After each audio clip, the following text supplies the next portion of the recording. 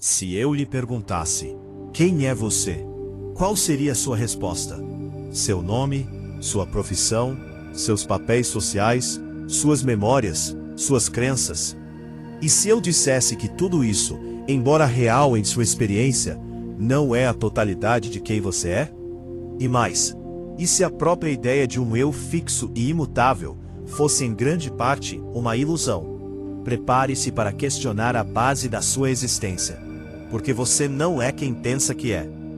Permita-me começar com um antigo paradoxo filosófico: o navio de Teseu.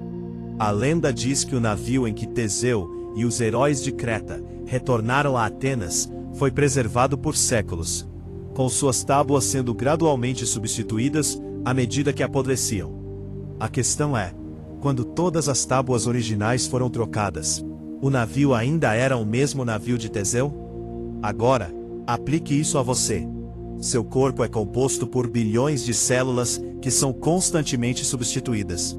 Suas memórias se alteram, suas opiniões evoluem, sua personalidade se molda com as experiências.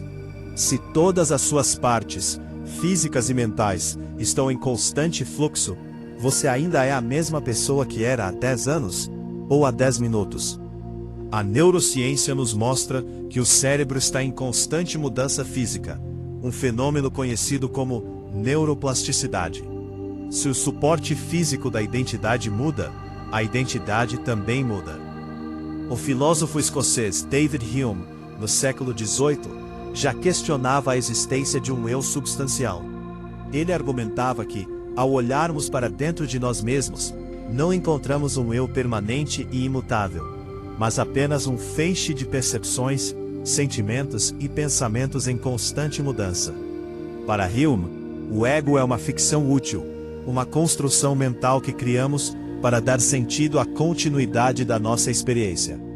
Mais recentemente, a neurociência corrobora essa ideia. Pesquisadores, como Michael Gazzaniga, ao estudar pacientes com cérebro dividido, observaram que o hemisfério esquerdo do cérebro atua como um intérprete, criando uma narrativa coerente para explicar nossas ações e experiências, mesmo quando elas são aleatórias ou inconscientes.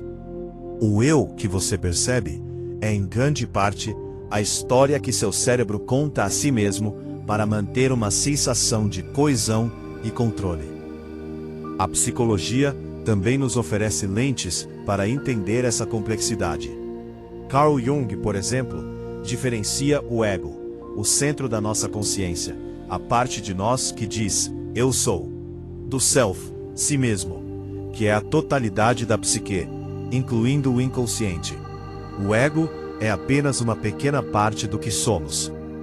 Donald Winnicott, psicanalista britânico, introduziu os conceitos de falso self e verdadeiro self.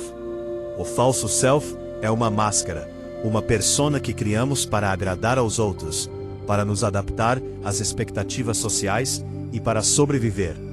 É a versão de nós mesmos que apresentamos ao mundo, muitas vezes em detrimento da nossa autenticidade. O verdadeiro self, por outro lado, é a nossa essência espontânea, autêntica e criativa, que muitas vezes fica soterrada sob as camadas do falso self. Então, quando você se pergunta, quem sou eu? Muitas vezes a resposta que vem à mente é a do seu ego, da sua persona, do seu falso self. Mas por trás dessas construções, há algo muito mais profundo e fluido. A ideia de que você não é quem pensa que é, pode parecer assustadora à primeira vista. Se não há um eu fixo, o que resta? Mas essa perspectiva é na verdade profundamente libertadora. Se você não é uma entidade estática, presa a definições passadas, então você pode ser qualquer coisa. O budismo, com sua doutrina do anatta, não eu, ensina que a ideia de um eu permanente e independente é a raiz do sofrimento. Ao nos apegarmos a uma identidade fixa, nos tornamos rígidos, resistentes à mudança e vulneráveis à dor quando essa identidade é ameaçada. A realidade é um fluxo de fenômenos interdependentes, e nós somos parte desse fluxo. O existencialismo de Jean-Paul Sartre nos lembra que a existência precede a essência. Não nascemos com uma identidade fixa. Nós nos criamos continuamente através de nossas escolhas e ações. O eu é um projeto contínuo, não uma coisa estática. Você não é quem pensa que é. E essa é a melhor notícia que você poderia receber. Isso significa que você não está preso às suas falhas passadas, às expectativas dos outros, ou às limitações que você mesmo impôs. Você é um processo, não um produto. Uma dança constante entre o ser e o vir a ser. Ao desapegar-se da ilusão de um eu fixo, você abre espaço para a autenticidade, para a espontaneidade e para a verdadeira liberdade.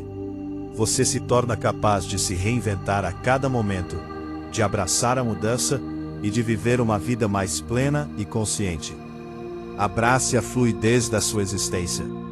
Deixe de lado a necessidade de ser alguém e comece a simplesmente ser, porque a sua verdadeira natureza é muito maior e mais misteriosa do que qualquer definição que a sua mente possa conceber.